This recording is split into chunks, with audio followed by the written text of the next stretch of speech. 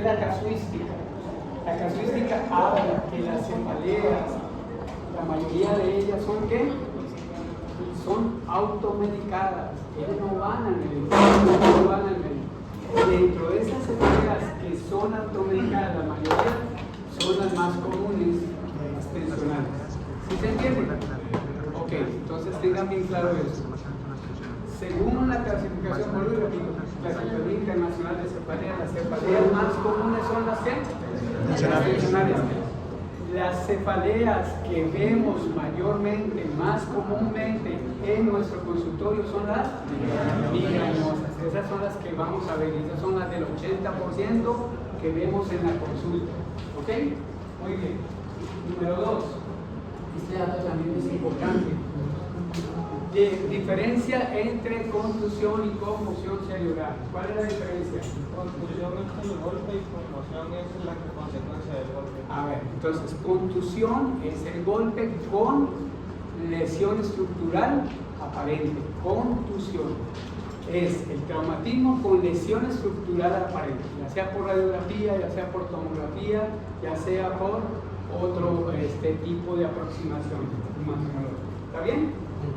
Contusión. Conmoción es el dato clínico, los cambios clínicos a consecuencia de un traumatismo craneoencefálico sin lesión estructural aparente. ¿Entiende? Bueno, esa definición es bien importante porque también tenemos casos dentro del examen que van a ir orientados hacia que tengan bien definido esa diferencia. ¿Ok? Otra vez, contusión. Traumatismo craneoencefálico con lesión estructural aparente. Conmoción.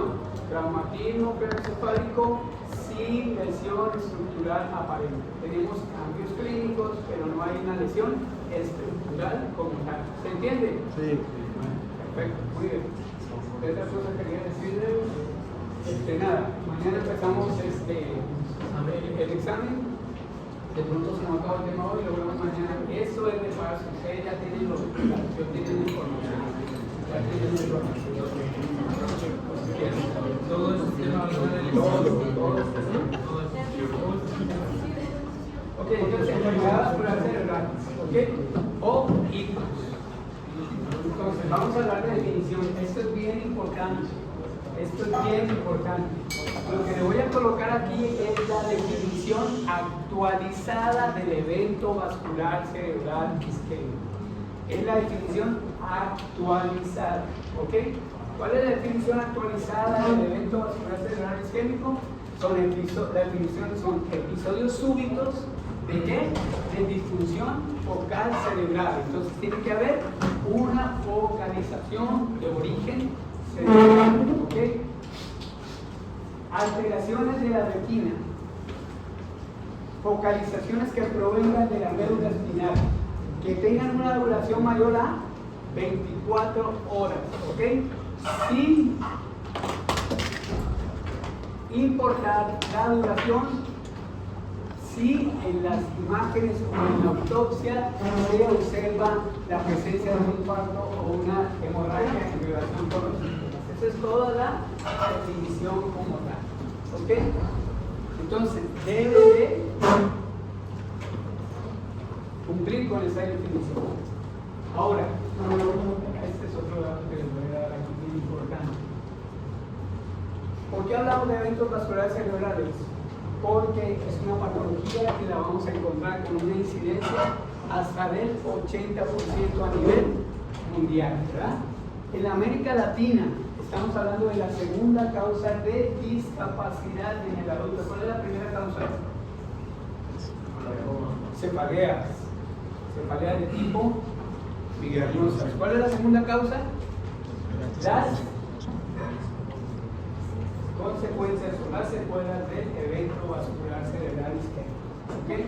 Y en México es la séptima causa de mortalidad, reportándose epidemiológicamente 16 pacientes por cada 100.000 habitantes año. Y esto es una casuística bien importante.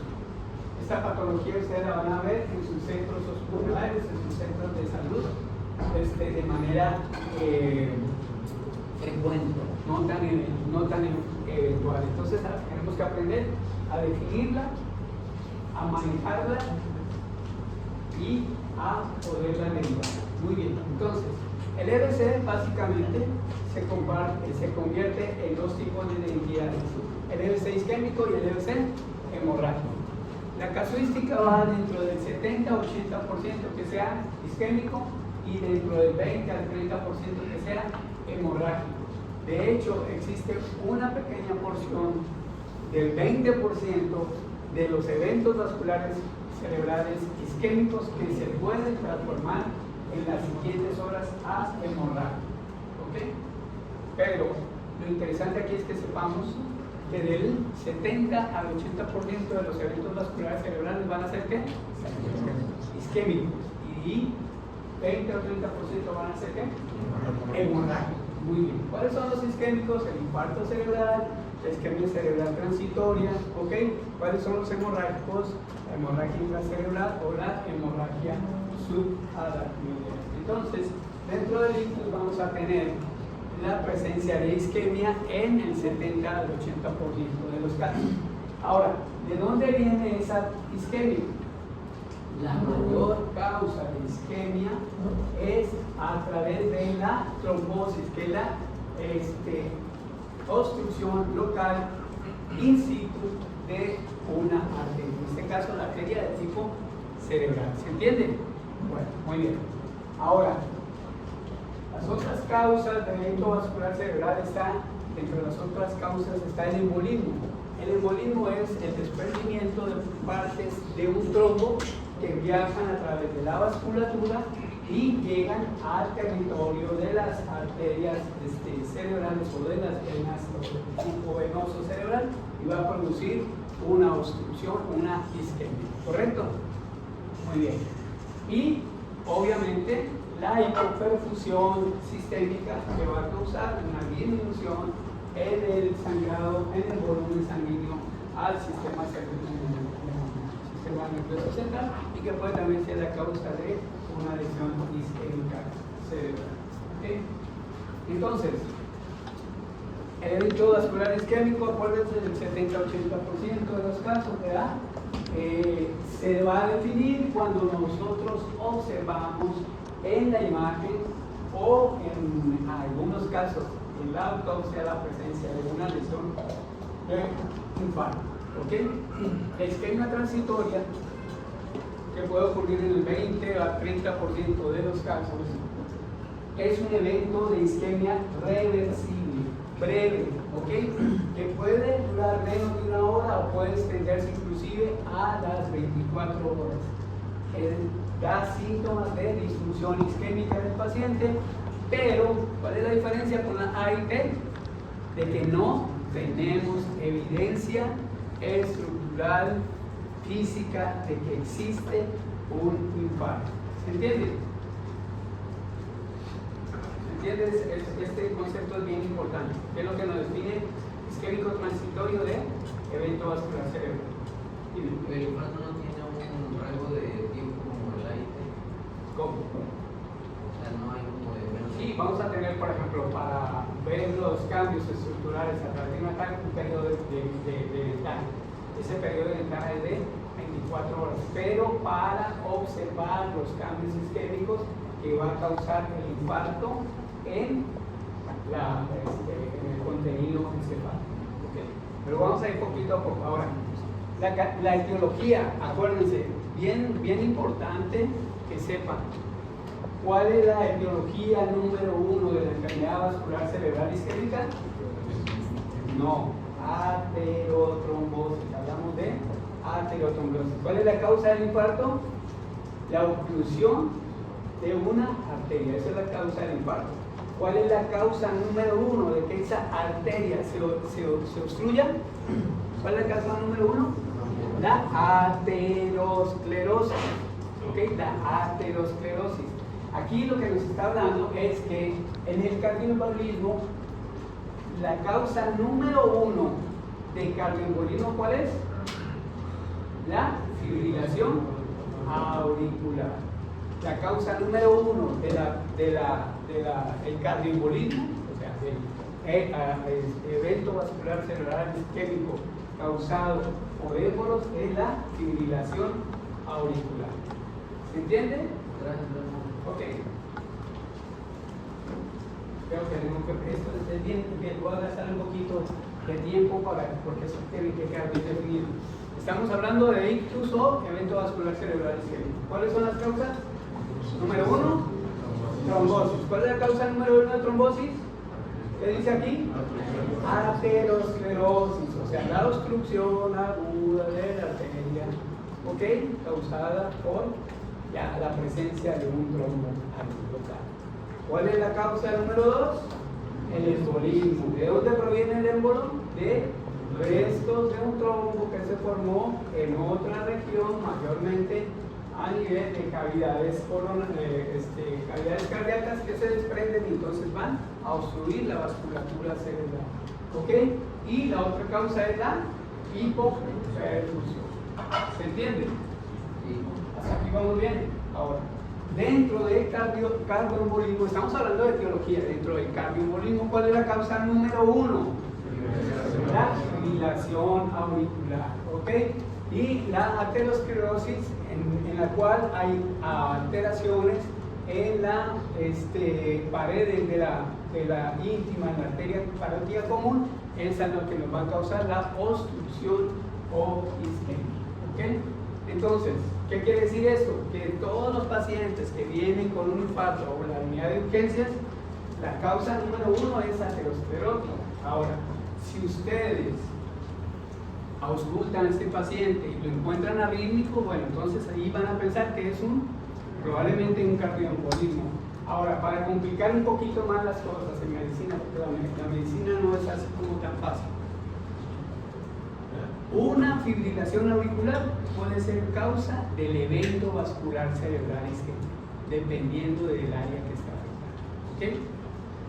Entonces, puede ser que ustedes vean al paciente deseado, escuchen hasta rítmico, le tomen un electro, es una FA, pero resulta que la FA no es la causa primaria del evento, sino que esa FA es causa secundaria al evento vascular cerebral isquémico. ¿Cómo definen eso?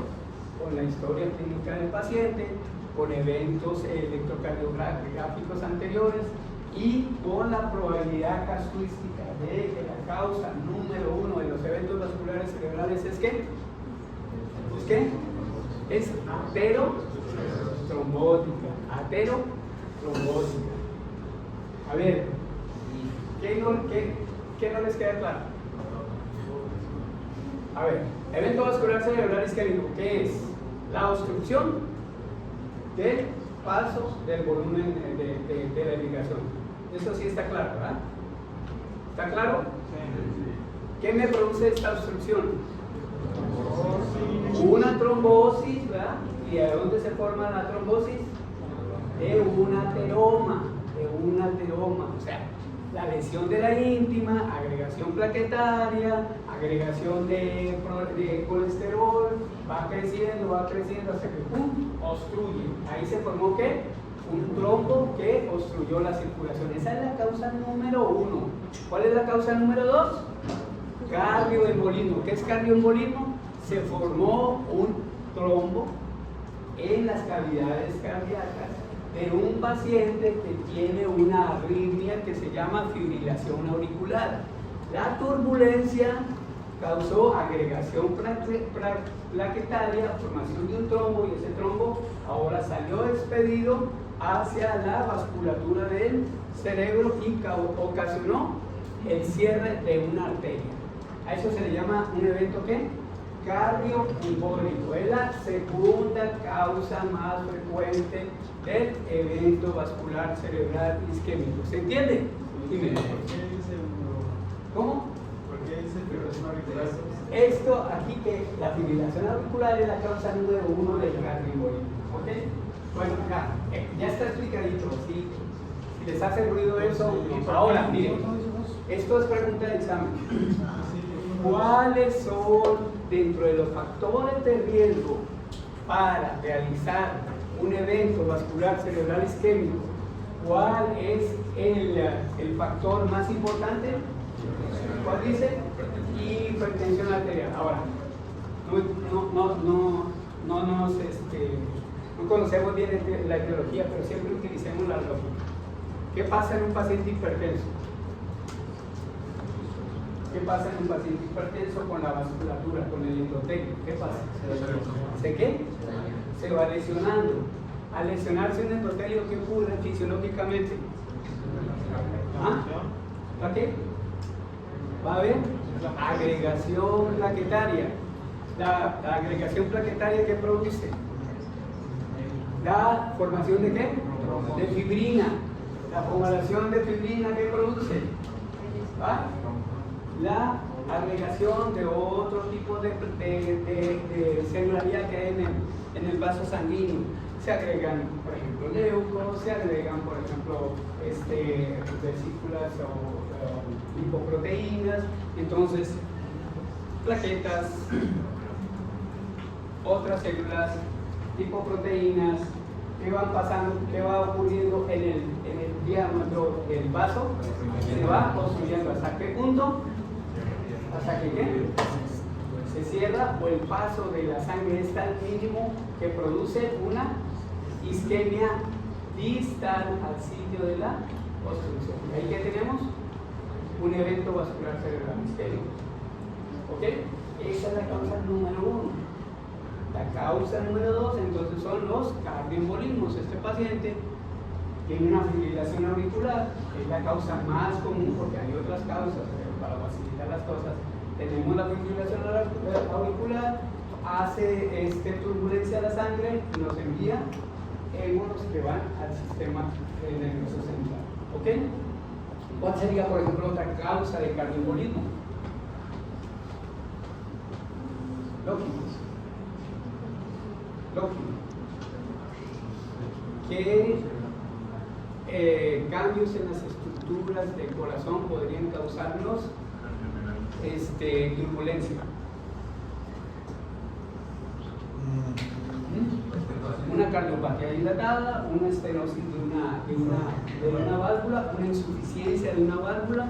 Todo eso hace que la sangre que está entrando en las cavidades haga turbulencia, haga un fenómeno de turbulencia. Las turbulencias son manifestaciones que promueven la agregación plaquetaria. Una vez que se genera la agregación plaquetaria y se aumenta la producción de fibrina, entonces tenemos la formación de un trombo que en la cavidad cardíaca tiene la opción de agarrar hacia el circuito cerebral, ¿verdad? Y causar una isquemia. ¿O cuál es la otra terreno que puede verse involucrado? Saliendo la sangre de la cavidad cardíaca, ¿hacia dónde se puede ir? Hacia el pulmón, cuando estamos viendo cavidades de tipo derecha, entonces se van al pulmón. ¿Y qué nos produce ahí? Un tromboembolismo pulmonar. Ok, entonces, factores de riesgo: número 1 es hipertensión arterial, número 2, tabaquismo, número 3, obesidad, número 4, alteraciones en la alimentación, número 5, sedentarismo. Todos estos factores de riesgo son modificables hasta en un 95%. Entonces podemos enseñarle a nuestro paciente a que, si no ha tenido un evento vascular cerebral isquémico, tenga estas modificaciones en su estilo de vida para evitar que tenga un evento de este tipo, que a veces resulta ser catastrófico. ¿Ok? Entonces, aquí, en cuanto a las etiologías de la cardioembolismo, la fibrilación auricular, y en cuanto a las etiologías de la aterosclerosis, la parte más común en donde se van a formar los problemas de aterosclerosis es en la arteria carótida común. ¿Ok? Ahora, existen otras enfermedades de vasos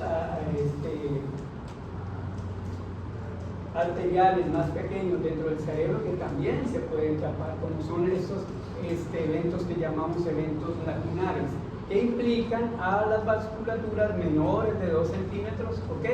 Y que se encuentran mayormente nutriendo las porciones encefálicas más profundas, como son núcleos basales, base y puente. Entonces, estas lesiones aunque implican un vaso más pequeño, tienen mayor deterioro y peor pronóstico. Y existe una etiología indeterminada de los eventos vasculares cerebrales hasta en el 20 al 40% de los adultos jóvenes. Vamos avanzando. ¿Qué es?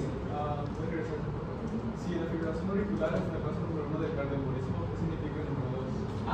¿Qué significa ese número 2? Número 2, este es un sitio donde se pueden formar émbolos. ¿Pero por qué? Ok, olvídense de eso. Quítense eso ya de la cabeza. Ya les expliqué bien. Olvídense de esa edad. ¿Ok? ¿Está bien? Número 1, vuelvo otra vez. La última vez que repito. ¿Ya lo entienden? Ok, quítense eso. Vamos a ver, vamos. Enfermedad vascular cerebral. Entonces, tenemos dos territorios que pueden, en cuanto a la enfermedad cerebral vascular, tenemos dos tipos, acuérdense, el isquémico y el hemorrágico. Y puede haber también un evento venoso que nos puede llegar a causar isquemia. ¿Y isquemia por qué el venoso? ¿Por qué el venoso? Isquemia. Porque no existe retorno, entonces vamos a tener un problema también obstructivo a la larga que nos va a causar isquemia. Muy bien. Entonces, ¿y dónde vemos estas trombosis venosas? En los pacientes que tienen mayores alteraciones en la homeostasia de los trombos. ¿Cuáles serían mayormente? Las mujeres en embarazo tienen muchos factores que predisponen a trombosis. Entonces, estas trombosis de los senos venosos sagitales es bien común de verlas en las embarazadas en las horas posteriores al desarrollo del parto o de la cesárea, ¿ok? Mayormente. Muy bien, vamos adelante. Entonces, les puse esta diapositiva para que vean qué tan grave suele ser este evento vascular cerebral. ¿Qué tan grave puede ser? Si ustedes ven, la pérdida de neuronas, sinapsis, fibras mielinizadas y años cerebrales. Por un infarto puede llegar a perder usted 1.200 millones de neuronas, una total de 8.300 millones de sinapsis, una pérdida de fibras mielinizadas hasta de 7.140 kilómetros y unos años de vida cerebral que puede llegar hasta 36 años. El paciente va a vivir con deterioros neurológicos. ¿Okay? Por eso es bien importante que nosotros sepamos el diagnóstico y el manejo de este tipo de enfermedades. Entonces aquí vemos realmente cuál es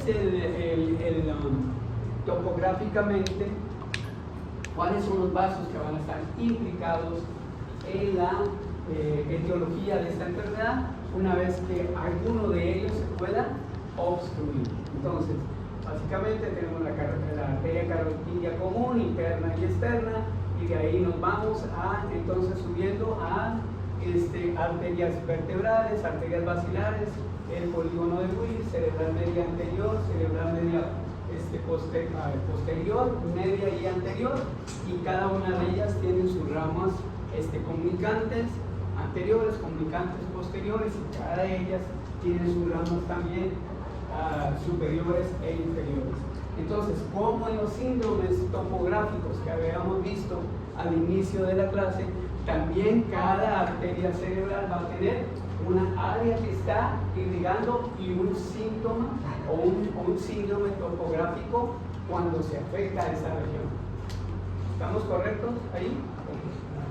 Entonces, aquí vamos a hablar de lo mismo, ¿verdad? ¿Cuál es la arteria cerebral anterior?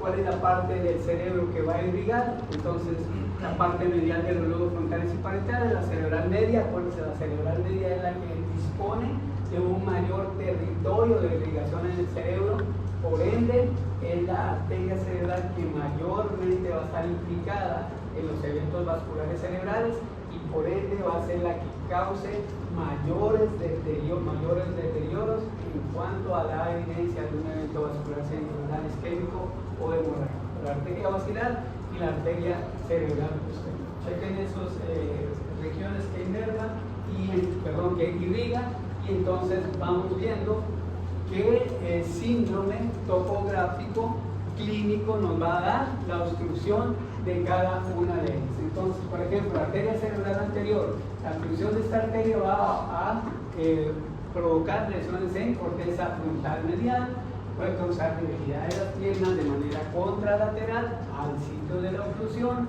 alteraciones en el comportamiento y problemas de coordinación. Así, básicamente, eso es su síndrome. Arteria cerebral media de la división superior y división inferior. ¿Ok?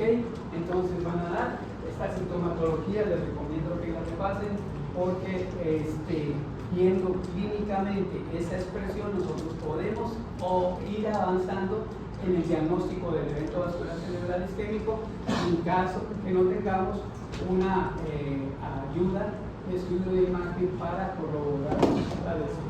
¿Ok? Muy bien, entonces la arteria cerebral media, la división inferior, la arteria cerebral media, hablando del tronco completo, la arteria cerebral posterior con sus signos característicos de lesiones de la vista. Este síndrome que necesitamos aprenderlo bien, que es cuando tenemos obstrucción de la arteria basilar. La arteria basilar es la que va a irrigar mayormente estructuras tan importantes como es el tallo cerebral. ¿Ok? Entonces, este paciente con una obstrucción en la basilar puede evolucionar a coma y muerte de forma rápida. ¿Por qué? Porque estamos afectando los terrenos del tallo cerebral, donde se encuentran estas estructuras que son necesarias para mantener la vida. ¿Ok? Entonces, ahora, según el nivel donde se ocluya esta arteria basilar, el paciente puede presentar datos clínicos como oftalmoplegia, con desviación de la mirada horizontal, parálisis de los nervios craneales tercero y sexto, va a ocurrir hemiplegia o tetraplegia, y si afecta la porción ventral del puente, va a ocurrir un síndrome que conocemos como el síndrome de enclaustramiento, que es esta imagen. Este paciente no puede ventilar por sí mismo, ya está en traqueostomía, ya está evolucionando. Si miran ustedes cómo está su visión, está dirigida hacia superior, indicando las lesiones en tallo cerebral. Este paciente no puede mover sus extremidades. Lo único que permite hacer en este paciente es a veces el parpadeo, y eso nos indica que este paciente está en un estado de enclaustramiento, un síndrome de enclaustramiento por obstrucción de la arteria basilar en la región ventral.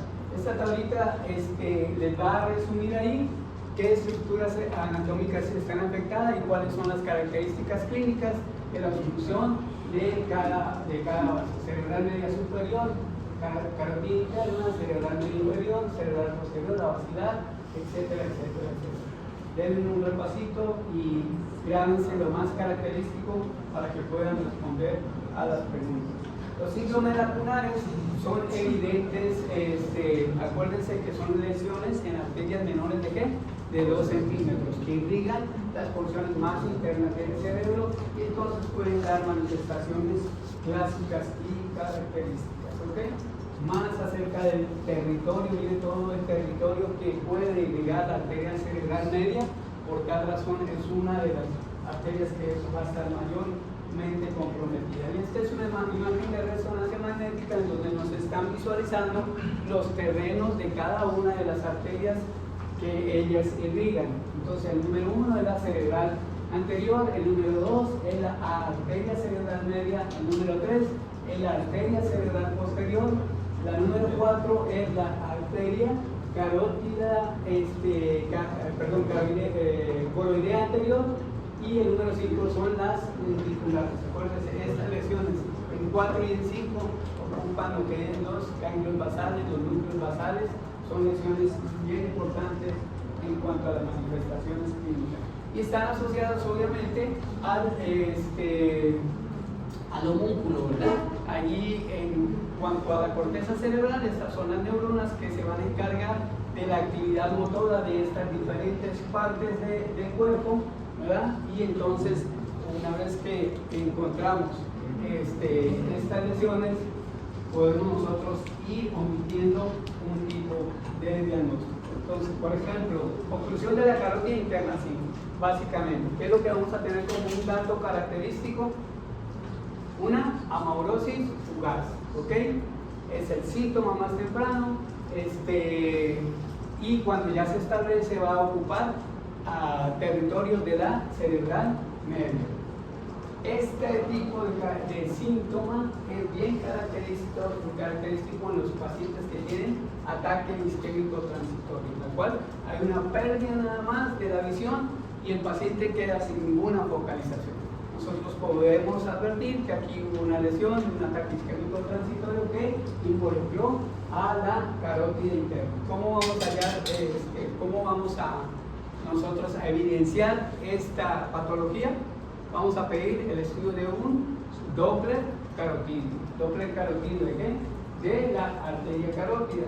Y allí vamos a encontrar la obstrucción al flujo sanguíneo que va a ser reportada por el estudio de Doppler. Entonces, pacientes con amaurosis fugaz y sin ninguna otra manifestación neurológica, pensemos en ataques isquémicos transitorios y hagamos este tipo de estudios.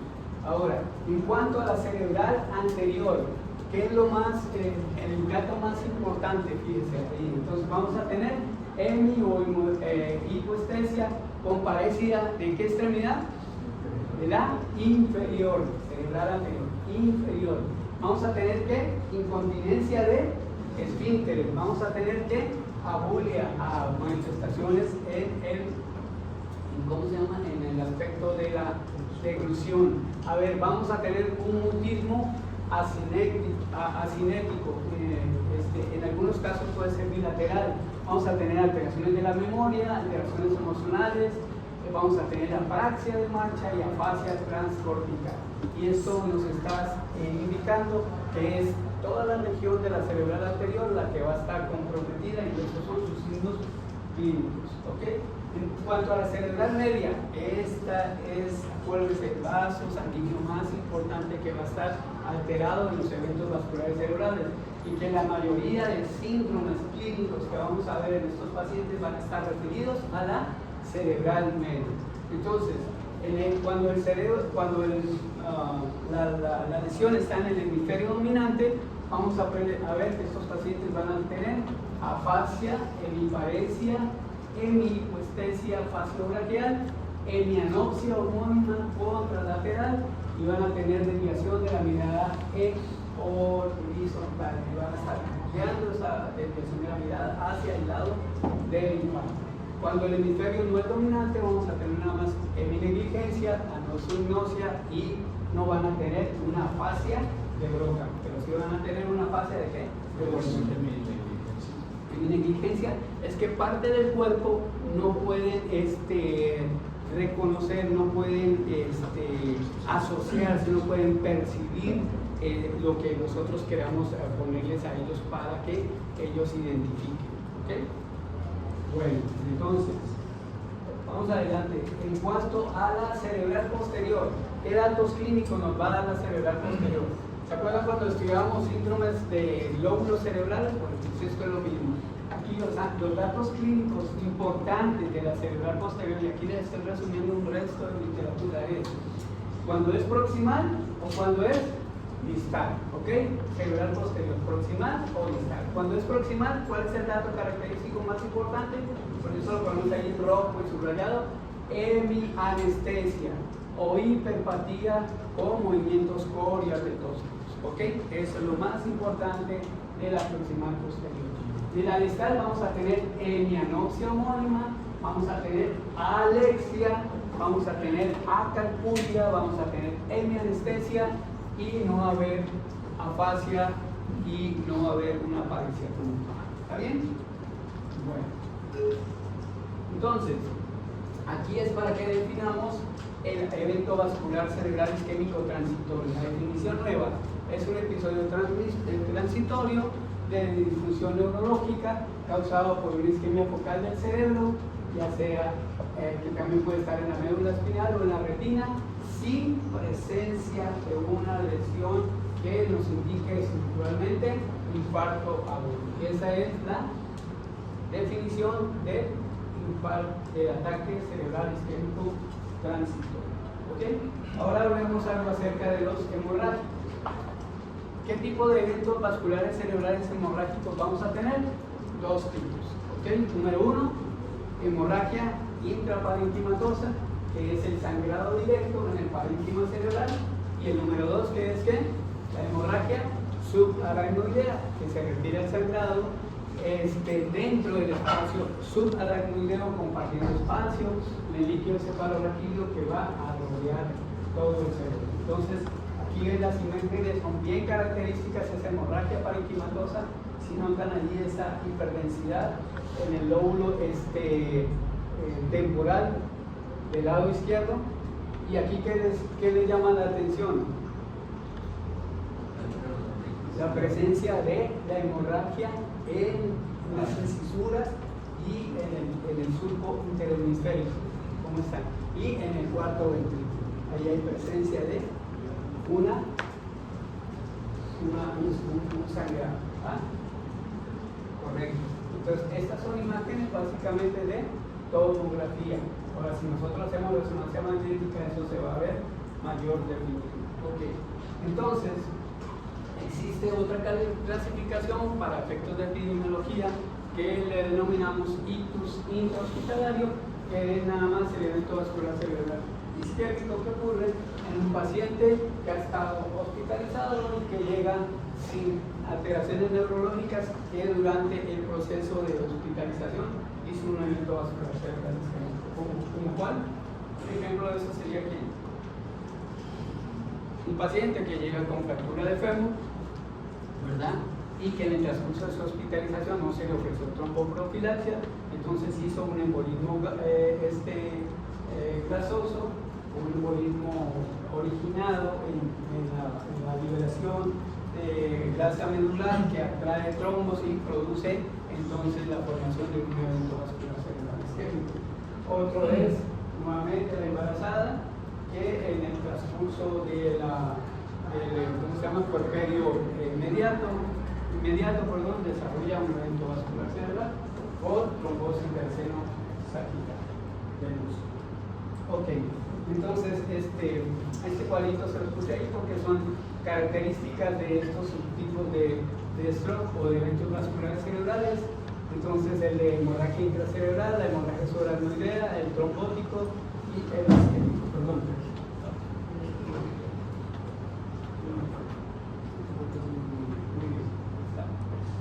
Entonces, las clasificaciones en esta tablita, evento vascular cerebral, isquémico y hemorrágico. El isquémico puede ser un flow focal o global, el focal es un infarto cerebral o un isquémico transitorio. El hemorrágico, aquí en global, va a implicar la extensión del evento vascular, entonces hablaríamos de un infarto global, un infarto extendido. El hemorrágico, hemorragia subaracnoidea espontánea o una hemorragia intraparenquimatosa. Y dentro de la hemorragia subaracnoidea de inicio espontáneo, tenemos que estar pendientes a diagnosticar la ruptura de un aneurisma o definir si no hubo ruptura de aneurisma.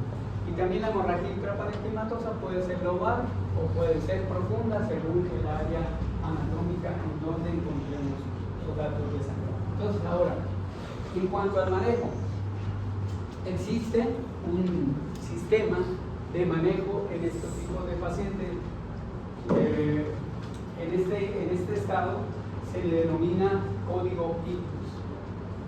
Código ictus es un sistema que está tratando de mejorar la sobrevida de estos pacientes. Entonces se trata de preparar tanto a los paramédicos que encuentran, que tienen el primer contacto con estos pacientes con déficit neurológico focal, motor, que lo identifiquen prontamente y que empecemos una cadena de acontecimientos que conduzcan a la llegada pronta de este paciente al hospital, al manejo pronto de este paciente dentro del área de urgencias o choque y a la realización de la permeabilidad de ese vaso sanguíneo que está obstruido, ya sea por trombolisis, ¿qué quiere decir trombolisis? La lisis del trombo a través de una sustancia que son los agentes trombolíticos, o la derivación de este paciente a una segunda instancia para la realización de una trombectomía. ¿Qué quiere decir trombectomía? A través de manejos mecánicos quirúrgicos, poder penetrar sobre ese trombo, sobre ese vaso y permeabilizarlo en un lapso conveniente para que estos pacientes tengan el menor déficit neurológico y tengan una mejor una mejor calidad de vida. ¿Okay? Entonces, dentro de esta atención prehospitalaria, como en todas las situaciones de medicina, se han organizado escalas, las cuales nos permiten valorar a un paciente y hacer universal esa información que tenemos de ese paciente. La escala prehospitalaria más importante para los pacientes con evento vascular cerebral se les conoce como la escala ¿de qué? De Cincinnati. ¿Qué hace esta escala? Esta escala nos va a valorar 3 ítems para darle una probabilidad de infarto cerebral a este paciente. ¿Cuáles son las 3 cuestiones que nosotros vamos a valorar? Número 1, la parálisis facial. Número 2, la afección a las extremidades superiores.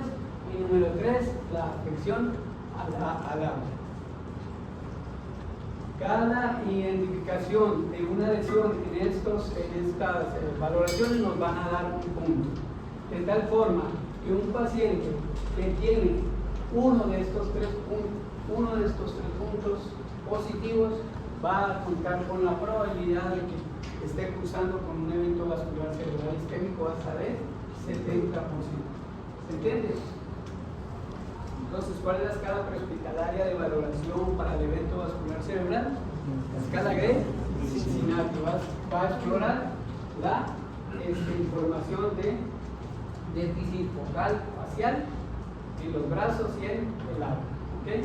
¿Qué es lo que vamos a buscar en cada una de ellas? Ya lo vamos a ver en la siguiente diapositiva. Entonces, la escala de Cincinnati es para el accidente cerebrovascular, es una escala prehospitalaria y nos permite abordar a este paciente con probabilidad de un evento vascular cerebral isquémico.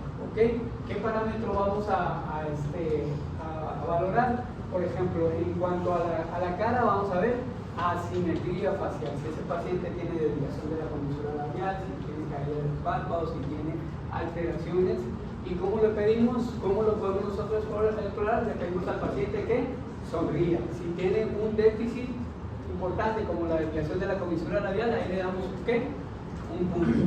Entonces, caída del brazo, le pedimos al paciente que cierre los ojos y ponga sus extremidades superiores hacia adelante y contamos hasta 10. Si en este 1, 2, 3, 4, 5, 6 el paciente va perdiendo la fuerza o hay caída de uno de los brazos, ese es otro punto que nosotros le vamos a dar. ¿Ok? Perfecto, muy bien. Y la alteración del habla, le pedimos al paciente que repita una oración, como por ejemplo decirle 3 tristes tigres, y si el paciente tiene alteración en pronunciar esta frase, nosotros vemos de que tiene una alteración en el habla, entonces ahí le damos otro punto. Fíjense cómo se interpreta el resultado. Un signo positivo, ¿cuánto es el porciento de EBC? 72%. 2 o más signos positivos, la probabilidad de que este paciente tenga un evento vascular cerebral isquémico es superior al 85%. Existen otros tipos de escalas de valoración preoperatoria, pero la más sensible es Cincinnati. La más fácil es la escala de FAST. ¿Ok? FAST es una clave, ¿cómo se llama? ¿Una clase qué? Técnica que nos habla de F otra vez facial, A otra vez de brazos, S otra vez de speech y D, aquí le agrego un dato muy importante, tiempo. El tiempo desde cuando se vio al paciente normal hasta cuando se dio cuenta que tenía un déficit focal. Y actualmente tenemos otra escala que se está aplicando ya en más actualizada, que es el BIFAS, porque el BIFAS nos va a involucrar otras valoraciones como por ejemplo el balance. El balance, si ese paciente tiene alteraciones a la marcha, si tuvo vértigo, si tuvo claudicación, eso nos está dando información acerca, por ejemplo, de qué tipo. Estaríamos hablando aquí de isquemia, de obstrucción de la ¿qué? De la cerebral posterior, ¿verdad? ACE o OPOS, o AIS, ¿no? Es la parte de la otra que valoramos, AIS. Entonces, este paciente tuvo pérdida súbita de la visión, tuvo una hemianopsia, tuvo una cuadrantianopsia, entonces eso nos está dando también información de un probable territorio que va a estar afectado. ¿Cuál sería si tenemos obstrucciones de la visión? También estamos hablando de qué? Cerebral posterior. Face, la asimetría de la cara igual. Arms, la caída de los brazos. Speech, la disartria o arrastrado de lengua, no pronuncia bien. Y por último, el tiempo, desde que lo vieron y el tiempo que también se va a emplear para detonar la atención a través del 911 en Estados Unidos. Aquí empezar a hablar al sistema de Bruno y Rosa para que ese paciente sea trasladado al hospital. Ahora, la escala de Lewis de National Institutes of Health Scale, esta es la que se va a utilizar para el paciente que ya llegó al hospital. Esta escala es la de valoración neurológica en un paciente con evento vascular cerebral que ya está en hospital y nos va a servir también para decidir qué paciente se va a beneficiar de la terapia trombolítica o de la terapia de trombectomía. ¿Ok? Entonces, esta escala se la van a tener que aprender. Esta va a formar parte de las preguntas del estudio, pero va a formar parte de su práctica en simulación. Tienen que aprender a hacer. Esta es la segunda práctica. ¿Okay? Entonces es bien sencilla, va a evaluar 13 puntos. La puntuación total de esta escala es de 42 y va a clasificarnos el evento vascular cerebral dependiendo de los puntajes que nosotros obtengamos. Una puntuación leve va menor a 5, ¿ok? Menor a 5. Una leve a moderada va de 5 a 9, una moderada de 10 a 20 y una grave más de 20. A ver, ¿qué es lo interesante de esta lectura? De que los pacientes que tengan una NIS menor de 5, esos pacientes no se van a beneficiar de trombolisis. ¿Por qué? Porque el efecto, o sea, el beneficio va a ser menor en estos pacientes al trombolizarlo porque tiene un evento vascular pequeño y puede recibir otro tipo de manejo sin el riesgo de someterlo a un probable sangrado. ¿Ok? Entonces, menos de 5 no trombolizamos. Mayores de 20 tampoco trombolizamos. ¿Por qué? Porque un NIS mayor de 20 nos está hablando de una lesión isquémica muy grande en el territorio cerebral que tampoco se va a beneficiar de la trombolisis. Por eso es bien importante. Entonces, nos sirve de marcador pronóstico. Si un paciente viene con un NIS menor de 5, ese paciente le va a ir bien.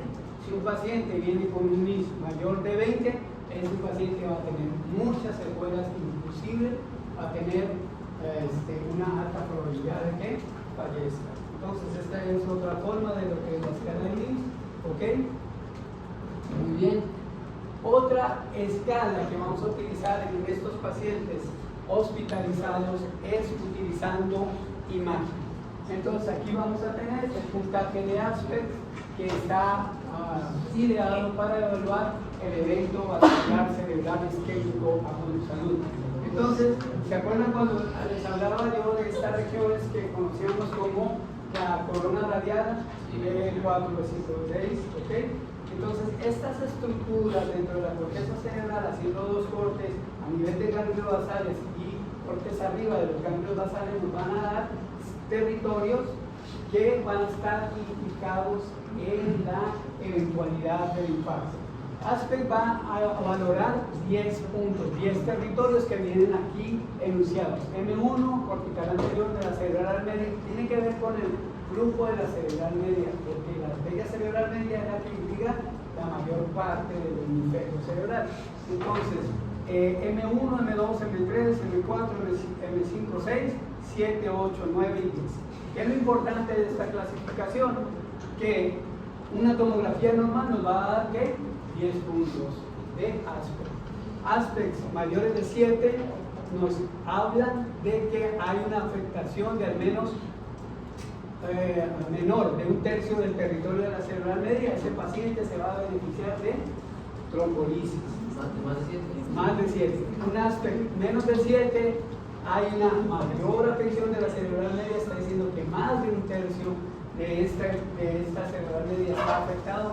Este paciente no va a beneficiarse de una trombosis, de una trombolisis. ¿Ok? ¿Se entiende? Entonces son 3 escalas. Prehospitalaria, Cincinnati. También deben de conocer como BFAS o FAS, pero la que utilizamos actualmente es Cincinnati. ¿Okay? Hospitalaria, NIS, ¿okay? Que nos va a servir para definir si el paciente se va a beneficiar de trombolisis o no. Y ASPEC, que es la otra, que nos va a también demostrar si este paciente tiene mayor afección de la cerebral media, mayor de 1/3, esos pacientes no se trombolizan, menor de 1/3, esos pacientes se benefician de trombolisis. ¿Okay? Y ASPEC nos va a servir para hacer una evaluación que se llama mismatch para aquellos pacientes los cuales no se puede definir el tiempo o la ventana en que llegan a nuestro hospital. ¿Cuáles son esos pacientes? Se acuestan normal y se despiertan ya con un déficit neurológico. ¿Cuándo ocurrió el evento vascular cerebral? No lo sabemos. Entonces hacemos un mismatch con ASPEC y vemos qué tan dañada está esa arteria cerebral media.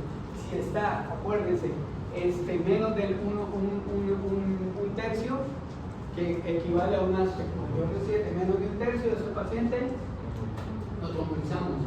Más de 1/3 con un aspecto menor de 7, no lo trombolizamos. ¿Está bien? Para eso nos sirve. ¿Correcto? Ok. ¿Qué hay? Cuando hay una lesión en cada región, es cuando se da. ¿Cómo? Cuando hay una lesión en cada región. Sí, cuando vamos viendo que el área, por ejemplo, M1, M2, M3, está borrada, vamos restando. ¿Ok? Eso te lo informa el radiólogo. Abogada como. Borrada, o lesionada. Eso te lo informa el neurólogo. Ustedes no.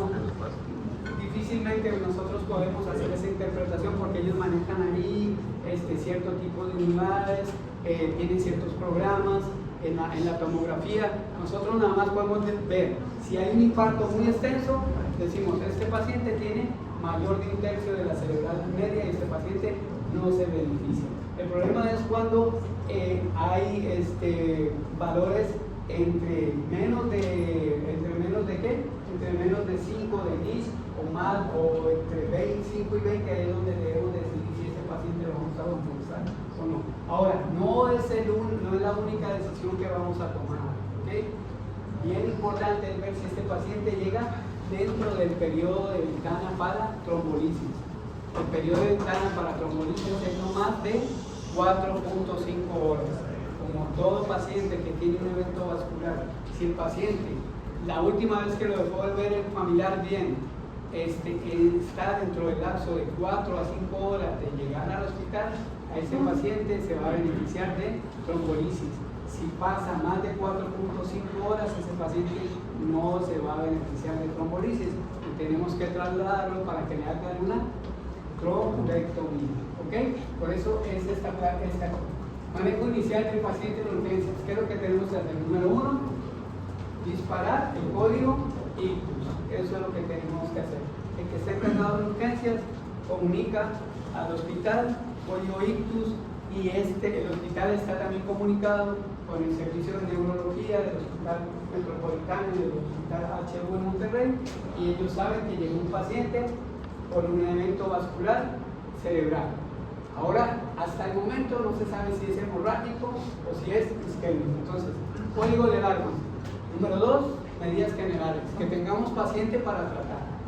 Entonces, vamos a apoyarlo ventilatoriamente si lo requiere, vamos a canalizar los vasos venosos, los accesos venosos, vamos a ponerlo en posición de 30 grados, vamos a empezar a hacer su escala de NIS y su escala de coma de Glasgow también.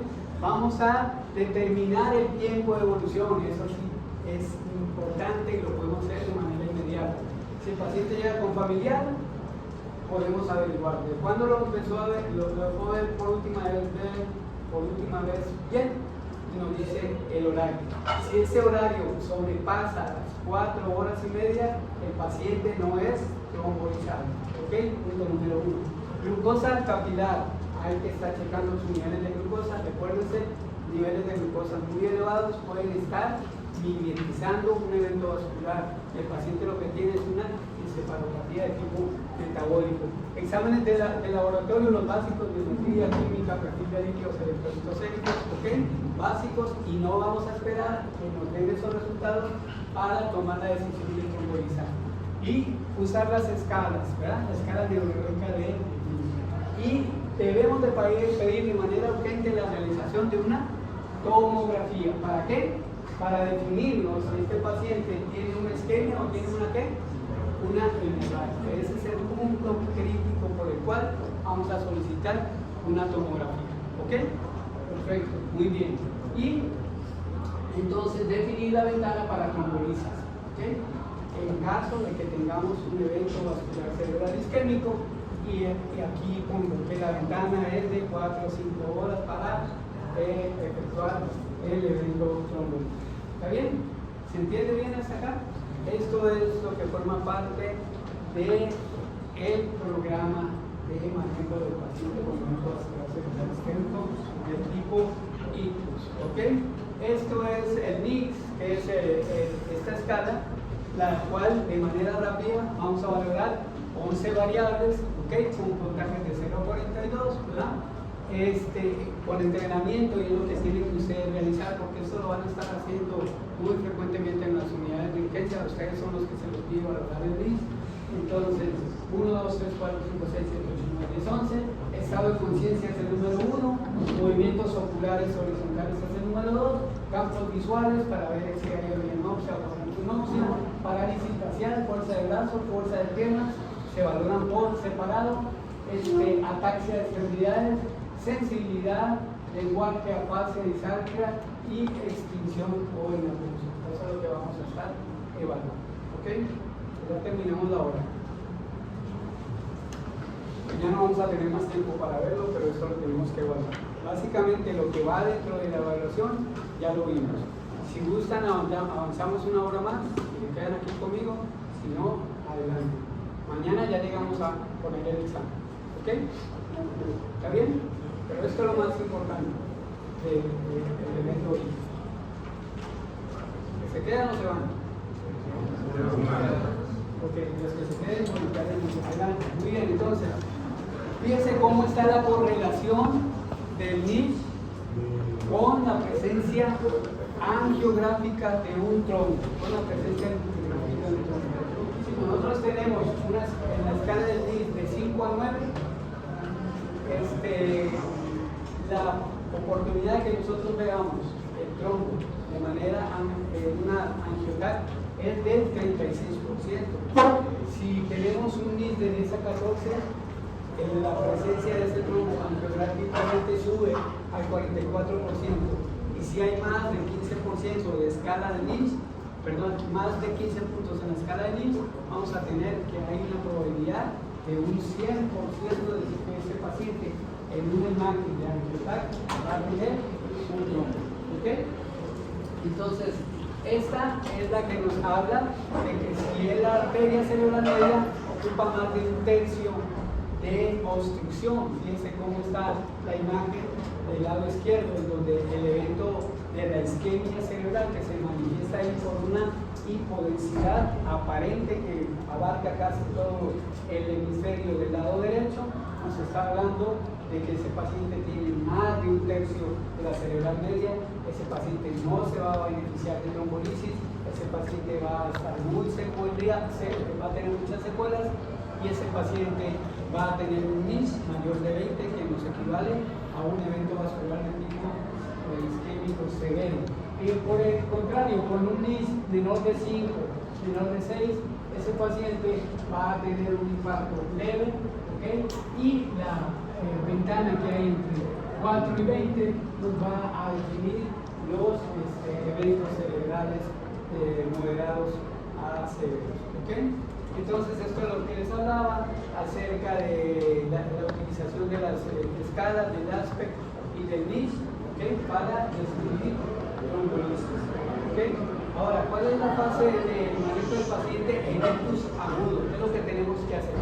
Entonces, consta de 4 fases de manejo del paciente en ictus agudo. Número 1, la fase prehospitalaria. ¿Qué consta la fase prehospitalaria? Que se active la información para que acuda el personal paramédico y evalúe al paciente que tiene el déficit neurológico aplicando la escala de ¿qué? De Cincinnati. Okay. Entonces, acuérdense, un punto de esa escala de Cincinnati equivale a ¿qué probabilidad de infarto? Al 70% de probabilidad de infarto. Entonces, aplicamos la escala de Cincinnati, el paramédico habla del hospital, tenemos un paciente con un probable evento vascular cerebral con escala de Cincinnati 1, 2 y 3, lo recibe el encargado de urgencias del hospital y empiezan a preparar todo para la recepción de este paciente.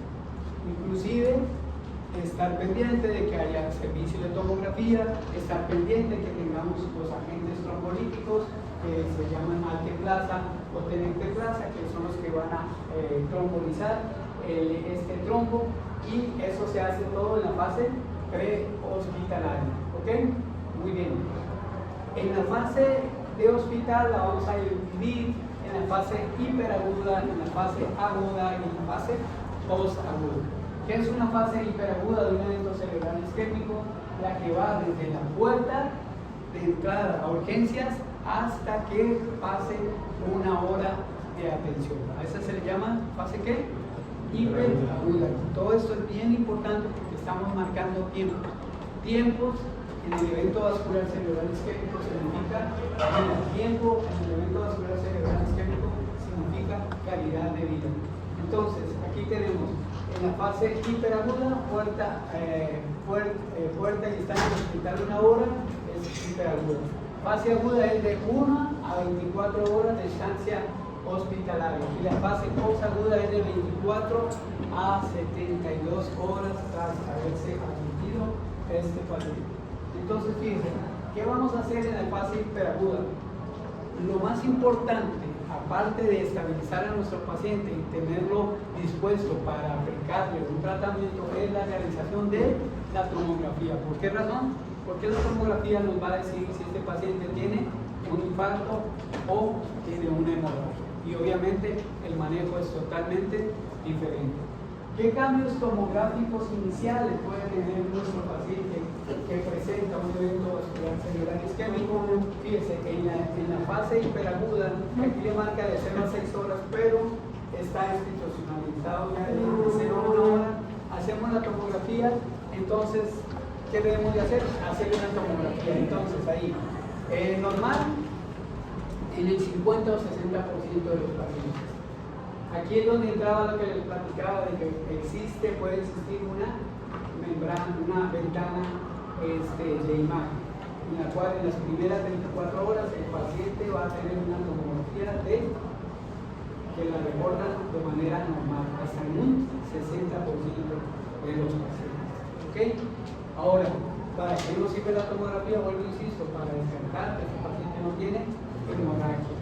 Ok, ahora, hay signos bien iniciales en la tomografía que si nosotros aprendemos y recibimos ese entrenamiento, podemos identificar como cambios sutiles, pero cambios que nos avisan que este paciente tiene un evento vascular cerebral isquémico. Uno de ellos es la hiperintensidad de la arteria cerebral media en la taxis. ¿Qué notan ahí en ese cuadradito? ¿Cómo se ve esa rayita en donde hay un aumento de la densidad. A eso se le llama el signo de la hiperdensidad de la cerebral media. Y eso nos está hablando de que este paciente muy probablemente, con muy alta probabilidad, tiene un evento vascular cerebral isquémico. La otra cosa es el signo de la cinta insular. ¿Cómo ven ahí esa tomografía? Aquí vemos bien todas las incisuras y las cisuras rolándicas bien marcaditas. En el otro vemos que hay un borramiento de la parte insular. Entonces ese paciente, aunque no vemos la imagen característica del infarto, ese paciente está desarrollando un infarto. Estas imágenes, vuelvo y le repito, son de la etapa hiperaguda cuando se realiza una tomografía. Y por último está la hipodensidad en núcleos lentiformes, en cortes más profundos del cerebro. Aquí volvemos a ver que aquí están muy bien estas cisuras, aquí se empiezan a borrar. Entonces, para tener un mayor detalle de estas imágenes, nosotros pedimos que se nos haga una ventana infarto. Haga una tomografía, por favor, con ventana de infarto cerebral. Eso nos va a permitir encontrar este tipo de hallazgos que nos definirían un infarto. Entonces, ahora, el otro estudio que podemos hacer es hacerle un angiotac. Entonces aquí vemos este paciente sin angiotac, vemos que existe una ligera hipodensidad temporal del hemisferio del lado izquierdo. Y si le hacemos angiotac, ¿qué vemos? Vemos cómo se corta allí el flujo sanguíneo y vemos el sitio de obstrucción. Entonces ese paciente tiene una obstrucción de la cerebral, media. Muy bien. Entonces nosotros vamos a definir qué paciente vamos a trombolizar. ¿Y para qué nos sirve eso? Estas estadísticas nos marcan que los pacientes que podemos nosotros trombolizar dentro de los primeros 90 minutos se pueden beneficiar de hasta el 27% de cada 100 pacientes tratados, 27% se van a beneficiar de aplicar una trombolisis antes de los primeros minutos. De ahí para adelante, si el tiempo va corriendo, estos pacientes van a ir decrementando la posibilidad de mejorar de acuerdo también a la escala de aplicación del MIS. ¿Okay? Y esto es, por ejemplo, lo que ocurriría con un paciente en el cual lo trombolizamos dentro de la ventana de trombolisis de 4.5 horas. Entonces vemos que el paciente se trombolizó donde está la flechita azul, vemos que permeabilizó el vaso sanguíneo que estaba cortado y vemos que realmente la lesión que va a quedar, esta es una resonancia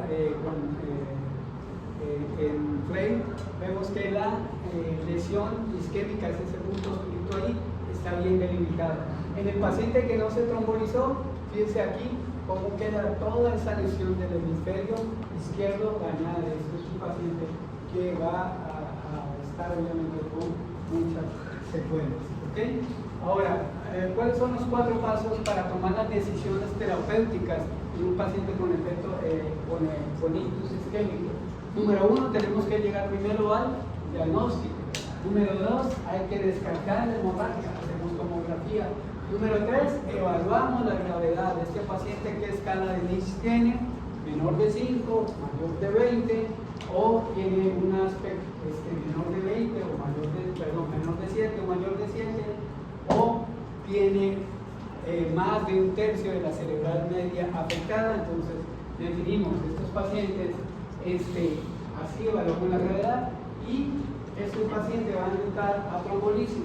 Si va a entrar a trombolisis, ahora tenemos que aplicar e identificar qué pacientes tienen contraindicación de ser trombolizados, porque no todos los pacientes, aunque tengan los niveles de escala de MIS, AS, que lleguen en ventana, pueden ser trombolizados. Hay ciertas situaciones que van a causar que se contraindique la trombolisis. ¿Okay? ¿Cómo hacemos el diagnóstico clínico? Entonces, mediante exploración física, mediante el monitoreo de sus constantes vitales, hacer una buena historia clínica, evaluación por escala de NICS, identificar las contraindicaciones y entonces evaluar ahora otros resultados de laboratorio que puedan ser importantes. ¿Por qué razón? Porque hay ciertas entidades patológicas que nos pueden imitar un NICS. ¿Cuáles son esas? Entonces, intoxicación etílica. El paciente lo que viene es intoxicado etílicamente y no viene con un evento vascular cerebral. El paciente que tiene una infección cerebral, entonces vamos a encontrar datos de meningitis. El paciente que va a tener trastornos metabólicos, hiponatremias, que es lo más común, es que van a tener alteraciones o encefalopatía o hiperglucemias en estados cetóxicos o en estados de hiperregularidad. Neuropatía, que van a presentar como dato clínico una parálisis facial y entonces la toman como que en la escala de Cincinnati tenemos un punto, entonces esto 70% es un evento vascular cerebral. Hay que tener cuidado, puede ser un indicador del evento vascular cerebral. Tumores cerebrales, estas imágenes que se ven ahí hiperdensas pueden corresponder no solo a hemorragia, pero también a un tipo de neoplasia, entonces hay que saberlo descartar. Las migrañas intensas pueden, hiponaura, pueden mimetizar el evento vascular cerebral isquémico. Crisis convulsivas, sobre todo en aquellos pacientes que tienen periodos positales, que nos llegan en parálisis de TOR. ¿Qué es la parálisis de TOR? Es la focalización que queda de manera espontánea y que va a responder al avanzar el tiempo después de una crisis convulsiva tónico-crónico generalizada. Hipoglucemias, hematomas epidurales con compromiso o compresión de masa encefálica o efecto de masa encefálica puede mimetizarnos un evento vascular cerebral. Sobredosis de fármacos o toxicidad y la presencia también de encefalopatías hipertensivas. Los pacientes pueden simularnos un evento vascular cerebral. Ahora, en cuanto a las hemorragias intracraneales, acuérdense que estas hemorragias intracraneales, las intraparenquimatosas, se van a ver como una lesión de hiperdensidad en alguna parte de los lóbulos del cerebro. Entonces, tenemos nosotros que diferenciar entre, si aquí estamos hablando de una calcificación, estamos hablando de una necrosis seco, estamos hablando de una neoplasia, o si estamos hablando de una hemorragia como tal. Entonces, ante estos, nosotros utilizamos estas unidades Hospital que trae el aparato. El aparato o el tomógrafo, usted pone ahí identificar densidades, o usted no, o el imagenólogo, el radiólogo. Usted lo guía, dice, a ver, quiero que sobre esta imagen me hagas estudios de densidades. Y el estudio de intensidades te va a decir, este paciente tiene 102 unidades Hounsfield, a eso corresponde a una calcificación. Tiene más de 298, calcificación neoplasia. Tiene máximo 70 unidades Hounsfield, esto sí va a corresponder a una densidad que indica sangrado. ¿Ok? Eso es lo importante en esta diapositiva. Perfecto, entonces estamos hablando entonces ahora de evaluar la gravedad. Y aquí estamos en el paso de qué tanta lesión tiene ese vaso y luego se vuelve a tomar el ejemplo de la cerebral media por su mayor irrigación. Entonces, este paciente tenemos que definir si tiene más de un tercio o menos de un tercio de afección de la cerebral media a través de las clasificaciones que tenemos de tomografía, de aspect o la realización del inicio. ¿Okay? Ahora, aquí ya decidió que el paciente está en etapa de trombolisis, llegó en la ventana, tiene características que nos permiten trombolizarlo. Entonces, ¿cuáles son las contraindicaciones para aplicarle a este paciente alteplasa o tenetreplasa? Entonces hay contraindicaciones absolutas y hay contraindicaciones relativas. ¿Ok? Entonces las contraindicaciones pueden agruparse en estas categorías generales. Número 1, aumento en el riesgo de hemorragia. Este paciente le pongo yo la trombolisis y va a aumentar el riesgo de hemorragia exponencialmente. La gravedad, el paciente inestable, en la edad de 18 a 80 años y el inicio de síntomas hace más de 4.5 horas. Todos estos nos van a ilustrar a quién le vamos a aplicar la trombolisis. ¿Okay? Si estamos ante un paciente con aumento de los riesgos de hemorragia, pues esa es una contraindicación. ¿Cuál sería un ejemplo de un paciente con aumento de riesgos de hemorragia?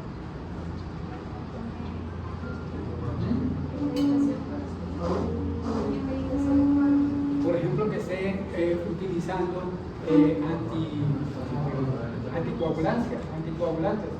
Esos pacientes que están recibiendo warfarina o que están recibiendo drogas como es apixaban o rivaroxaban, esos pacientes están contraindicados entonces a hacerle trombolisis porque el riesgo de sangrado es mucho mayor al beneficio que se va a obtener.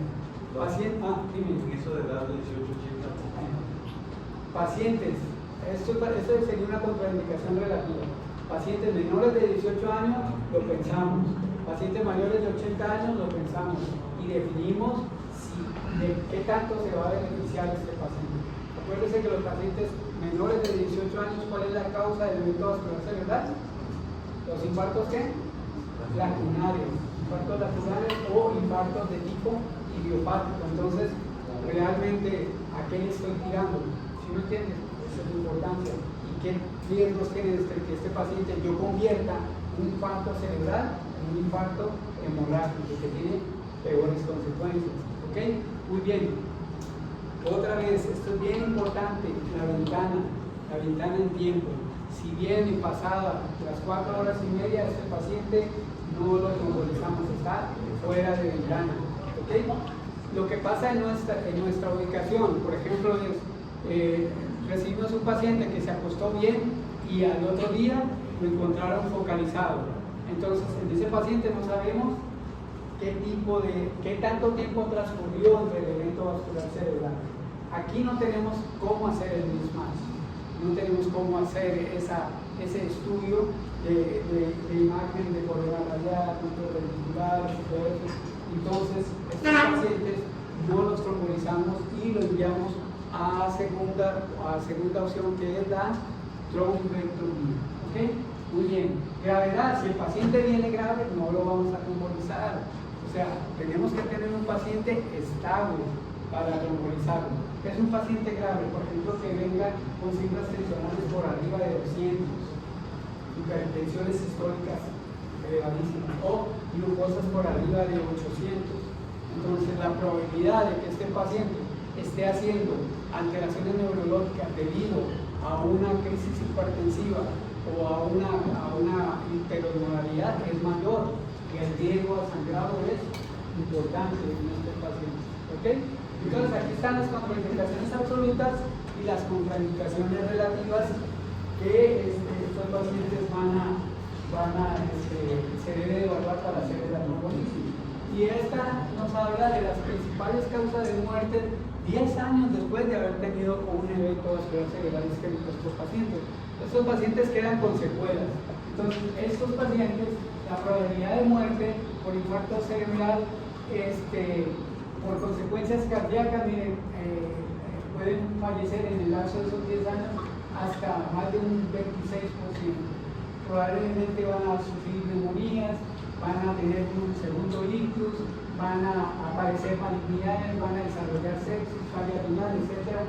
Todas estas son las causas de fallecimiento que van a tener este tipo de pacientes. ¿Okay? Entonces, en la fase del paciente agudo, nosotros que debemos estar vigilando. Entonces, el agudo, acuérdense que es después de haber pasado 1 hora hasta 24 horas en el hospital. Debemos estar midiendo la temperatura corporal, porque hay dos informaciones importantes que nos da la temperatura corporal. Número 1, si se eleva, ¿en qué pensamos primariamente? ¿En un proceso qué? infeccioso. Un proceso infeccioso que altera las condiciones cerebrales. ¿En qué pensamos? En una neuroinfección, número 1. Y número 2, ¿qué es la otra cosa? Hipertermias sostenidas mayores de 40 grados. Están hablando de que esa hipertermia es de origen central. Entonces este paciente o tiene un problema mayor cerebral que va a degenerar a consecuencias muy graves y que no se va a beneficiar de una trombolisis, entonces hay que estar al pendiente de eso. Vigilancia del estado neurológico, tener al paciente en balances de fluidos, que no eleve la presión mayor de 180, tenerlo cuidado a nivel que ventile bien, de que no se nos vaya a espasmar y obviamente estar vigilando los niveles de glucosa. ¿Okay? Entonces, ¿cuáles son los objetivos del paciente en la fase aguda? Entonces, estar al pendiente de un deterioro neurológico, estabilizarlo en cuanto a enfermedades cardiovasculares y estar previniendo una complicación respiratoria en estos pacientes, viviendo insuficiencia respiratoria y oxigenando. ¿Okay? Esto es una liga a la que ustedes pueden entrar y pueden recibir una certificación del DISH a nivel internacional. Entonces ahí les hacen un examen que lo pueden ustedes completar en línea y les dan el certificado de que están aptos para el conocimiento y la aplicación del DISH. Eso les sirve para currículum, para ¿cómo le llaman aquí? Muy bien, entonces las hiperglucemias, ¿cómo están asociadas en alteraciones cerebrales? Eso es lógico. La tensión arterial, acuérdense que estos pacientes los debemos de mantener lo más cercanos a no elevar la presión sistólica mayor de 180. ¿Por qué razón? No todo paciente que venga en un evento vascular cerebral isquémico le debemos de bajar la presión si está hasta el tope de 180. ¿Por qué razón? En el infarto tenemos una área de penumbra. ¿Cuál es el área de penumbra? Es el área de las células que no están infartadas, no reciben un completo flujo o volumen cerebral, no están digamos así, afectadas, pero no han muerto, no tienen una isquemia. Entonces esa área de penumbra se va a ver beneficiada de un flujo alrededor, y ese flujo alrededor requiere de que haya un aumento de la presión sistólica. A eso es a lo que voy.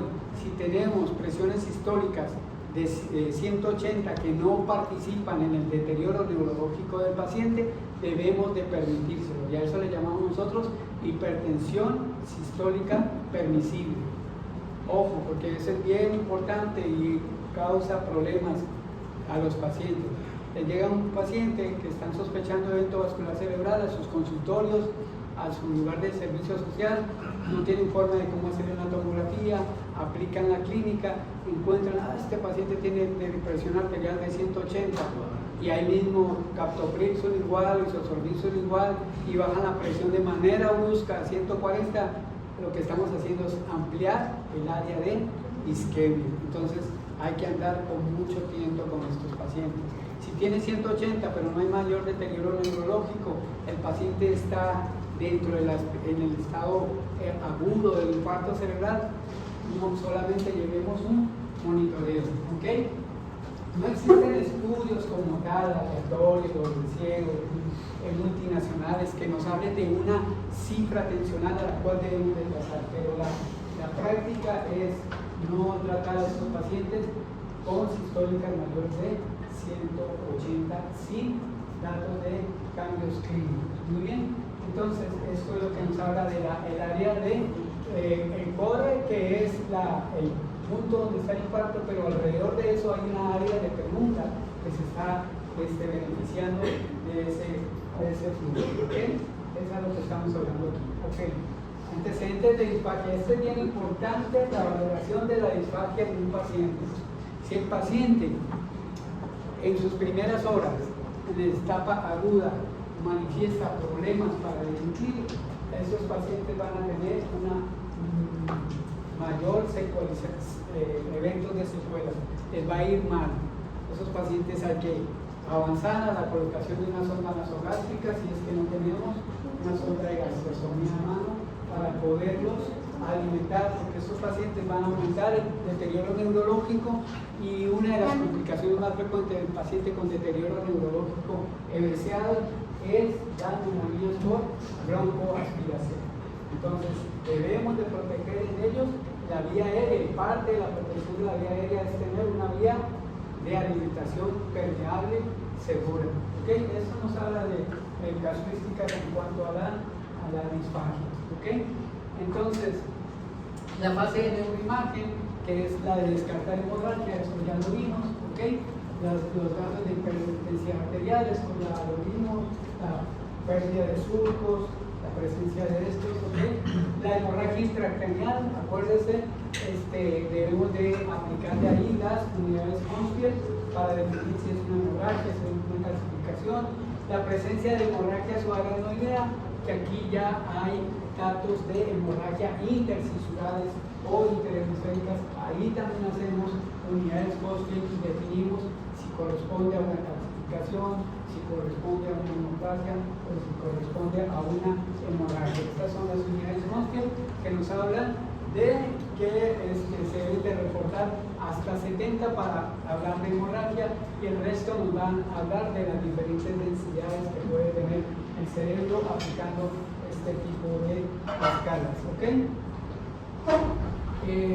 La ventana isquémica para el cerebro, fíjense que aquí podría ver más o menos la presencia de la isquemia, pero aquí con la escala, con esta forma de ver isquemia cerebral, podemos ver allí más pronunciadita lo que es la imagen del evento cerebral isquémico. ¿Okay? Otro ejemplo utilizando la ventana de isquemia cerebral. Aquí vemos un poco de cambios en las fisuras, ¿verdad? Pero aquí ya con la ventana de isquemia podemos ver esa presencia de opacidad en ese hemisferio. ¿Okay? Entonces aquí, hablando de los territorios de cada arteria cerebral, que también nos va a servir para el ASPEC, y aquí lo que nos define mayor de un tercio de la arteria cerebral media, eso está indicando de que este paciente tiene este evento vascular que sobrepasó las 3 horas, que el evento vascular cerebral es extenso de la cerebral media y que ese paciente muy poco se va a beneficiar de la trombosis. Este es el tipo de etiologías que pueden mimetizar el evento vascular cerebral. Estas son las escalas que ya platicamos, ¿verdad? Los que indican el stroke, también hay escalas para valorar eso, ¿verdad? Muy bien. ¿Qué hacemos en la valoración primaria de estos pacientes? Pues vía aérea, que aseguremos ventilación, que aseguremos circulación, que encontremos otro tipo de incapacidad y exponer totalmente al paciente buscando otro tipo de trauma. La posición a 30 grados, ¿verdad? Para que nos asegure un mejor flujo cerebral, es tener las presiones arteriales que no sobrepasen la PAM de 140, ¿okay? Las glicemias que deben de estar entre 50 y 150 y estar evaluando constantemente el estado de este paciente. El código ACD, que ya lo vimos, cómo se dispara el código ACD, cuáles son los estudios paraclínicos obligatorios que vamos a tener en la fase hiperaguda, ¿verdad? La tomografía de cráneo, la glicemia, el electroencefalograma. ¿Por qué el electrocardiograma? Para definir si el paciente tiene una fibrilación arterial, y eso nos va a dar el origen probablemente de que sea cardioembólico, ¿verdad? Muy bien, entonces, ¿para qué pedimos tiempo de coagulación en INR? Porque este paciente probablemente lo trombolicemos, entonces tenemos que ver cómo están estos factores de coagulación. ¿Ok? Uremia, ¿para qué vemos creatinina y urea? Porque este paciente puede estar en insuficiencia renal y lo que está haciendo es una encefalopatía de tipo metabólica, y estos serían complementarios para este paciente. ¿Okay? La hora dorada, ¿verdad? en las cuales nosotros tenemos que, por tiempo, evaluar a estos pacientes. Fíjense, así lo recomiendan para el código. Si usted sospecha, tiene la sospecha diagnóstica, haga el triage y haga una glucosa capilar y active el código ACV. ¿En cuánto tiempo? En 5 minutos. ¿Okay? El traslado al lugar donde se va a reanimar, el aviso al médico de turno y la monitorización no invasiva, que es a través de telemetría, de presión, de oxígeno y todo eso, ocupan 10 minutos. El médico que está en turno evalúa a este paciente, toma muestras de sangre, para eso toma no más de 15 minutos. O sea, hasta ahí deben de haber pasado 15 minutos. ¿Okay? Ahora, traslado a hacer una tomografía al paciente y obtener el resultado no más de 25 minutos. ¿Okay? Ahora, en ese lapso tenemos 20 minutos para decidir si este paciente se beneficia de trombolisis o no. Arteria cerebral media mayor de 1/3, no. NIS mayor de 20, no. NIS menor de 5, no. Aspect mayor de 7, no. Sí, ¿verdad? Ese sí se beneficia. Menor de 7, no. ¿Ok? Entonces, ¿qué contraindicaciones tiene este paciente para hacerle trombolisis? Ahí lo decidimos, ¿ok? Decidimos que vamos a trombolizar. Este paciente de 45 a la primera hora ya debe estar recibiendo el bolo de alteplasa o de enteplasa para trombolizar. ¿Ok? Ok, hasta ahí terminamos. ¿Sale? Nos vemos entonces el día de mañana para la aplicación de esto.